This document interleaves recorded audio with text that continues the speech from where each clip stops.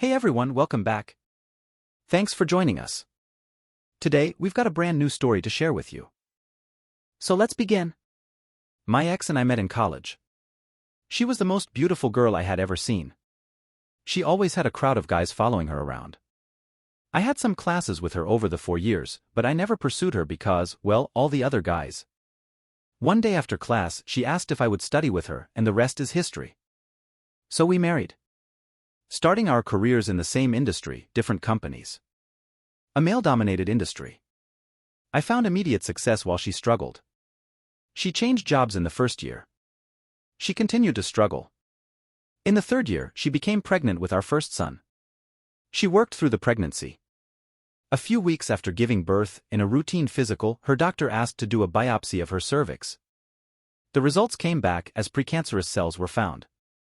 The doctor advised that if we wanted more children, we should do it as quickly as possible, as this will progress and a hysterectomy will be needed eventually. So when she was up to it, she became pregnant again. She gave birth again to a boy within a year of each other. Afterward, more tests were done, and different doctors advised us to do the procedure now, as we should not wait. With 2 babies, still infants, she had her procedure done. She was heartbroken that she was done having children, as we had wanted a large family.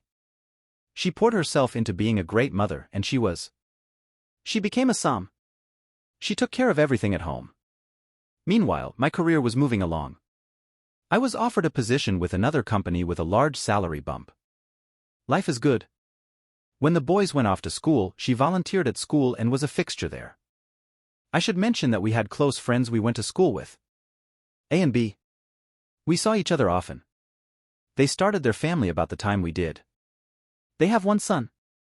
The families went on vacations together, dinners, and outings. We were best friends. After the son was born, A, the mother, went back to work and was very successful. B had a good job until about 2001, when his job was eliminated. He struggled to find work in his field, as the economy back then really affected his field. So the decision was that he would be a SHD while looking for work where we lived, as they did not want to move. The ex and B did things together with kids. When the kids were all in school, they still hung out. You can now guess that they had an affair. This story, I know, is long but not over. After about a year of this hot sex in the morning, B asked my ex if she and I had ever talked about a threesome. It was all fantasy talk with us as we were still having a great, if not slowing down, sexual relationship. B had a friend he wanted to bring into the bedroom with them. The ex agreed. The day came and this guy C came over to B's house. He took his suit off as he and B got warmed up. So they had their threesome. Afterward, the guy told them that he usually had to pay for sex, so he left a couple $100 in bills and asked his ex if he could have a one-on-one with her. She told him she needed to think about that and B would get back to him.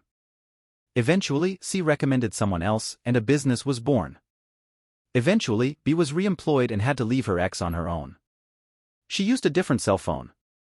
She rented out a storage unit and made it her closet or office. She used the money to buy outfits her clientele requested. She even bought a car. She did not want her minivan spotted at a hotel. The guys had to pay for a room at a nice hotel. She kept the car at the storage unit. Everything was in cash. She never brought money into our lives that I know of. Though we would send the kids to different day camps during the summer, she claimed she tightened up our budget to pay for it. She only worked during school hours. She always picked the boys up at school. On a few rare occasions, B would pick them up and keep them until she got home. Our home life never suffered. I admit I was working a ton and moving up the ladder. The weekends were our family time. Sex was generally on the weekends. I thought, because of my work life, this worked best. Most nights, we would cuddle on the couch, watching TV. All is most done. 2016 comes along.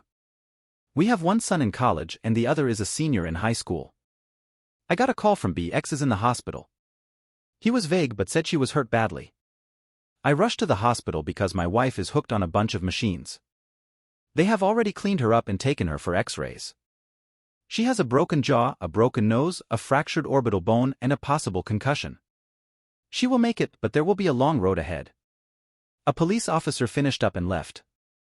I, of course, want to know what happened. She was crying, talking gibberish through her sobs and pain medications. A nurse said I should let her rest. They were moving her to a room soon. She handed me a bag with her clothes. I looked in and asked if these were hers because she never wears heels and the dress was unfamiliar. The nurse said this is what they brought from the hotel room. So they pushed me out of the room. I called my sons to let them know. Later that night, when the fog of the drugs was wearing off, I got some of the story.